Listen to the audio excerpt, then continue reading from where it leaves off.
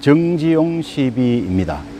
정지용 시인은 윤동주 시인 앞서서 그 1923년부터 1929년까지 이곳 도시사대학, 즉 동지사대학 영문과를 다녔습니다. 그래서 윤동주 시인은 1942년에 이제 이쪽 그 도시사대학을 편입했기 때문에 사실상 그 두 사람은 만난 적은 없습니다. 그렇지만은 나중에 사실은 윤동주 시인의 그 어떤 그 시의 어떤 그런 발표라든지 또 시집 출간에 아주 그 큰 역할을 하신 분이 바로 이곳 정지용 시인입니다. 정지용 시인은 이제 1902년 출생으로서요. 이게 충북 옥천 출생으로 알려져 있습니다. 그래서 이 시비도 그 충북 옥천에 있는 정지용 시인 기념사업회에서 역시 도시사대학의 허락을 얻어서 그 건립을 한 것입니다. 정지용 시인은 이제 우리 그 보통 그 향수라는 그 시로 널리 알려져 있죠. 옛날에 이제 그것이 대중가요로 이제 널리 이렇게 그 회자가 되면서 더욱 그 유명해진 시인인데요. 그런데 정지용 시인은 한때 그 조선문학가 동맹에 그 가입을 했었기 때문에 일종의 그 북측 하나의 인사로 그 분류가 돼서 오랫동안 시가 금지되었었습니다. 그러다가 그 본인도 사실은 6.25 전쟁 당시에 북한으로 이제 그 납북이 되던 중에 소요산 근방에서 폭격으로 이제 사망한 것으로 그렇게 알려져 있습니다.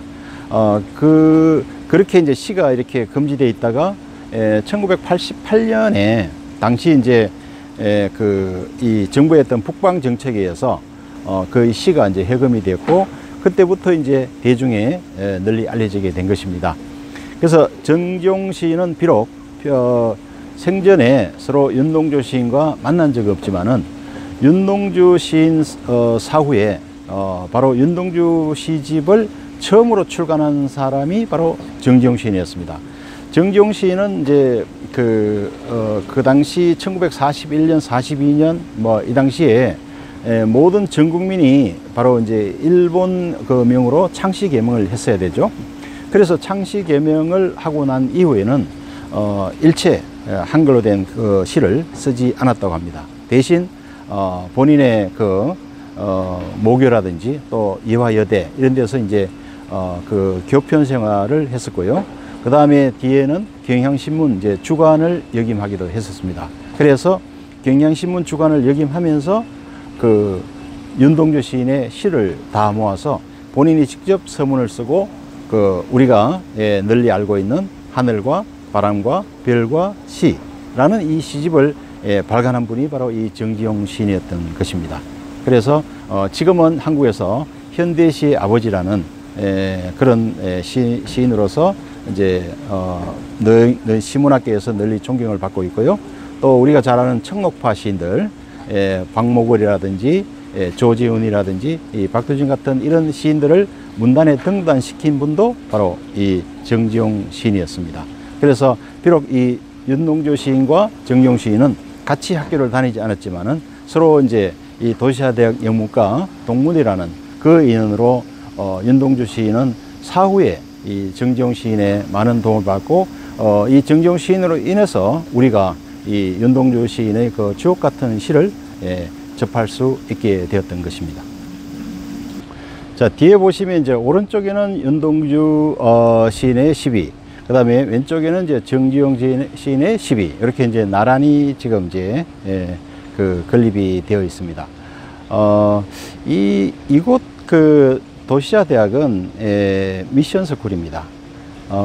아마도 이 학교에 와보신 분들은 아마 이 학교의 어떤 동상도 보지를 못했을 겁니다. 그리고 아마 이 윤동주 시비와 정지용 시비를 제외하고는 이런 비석도 사실은 보기가 어려울 겁니다. 왜냐하면 이곳은 이제 미션 스쿨이고 이 학교를 이제 1875년에 그 도시사 영어 학교로 이제 건립을 한 분이 바로 니지마조라는 이제 목사분이었습니다. 그러니까 결국은 비석이라든지 이 동상은 세울 수가 없는 거죠. 기독교 이념상.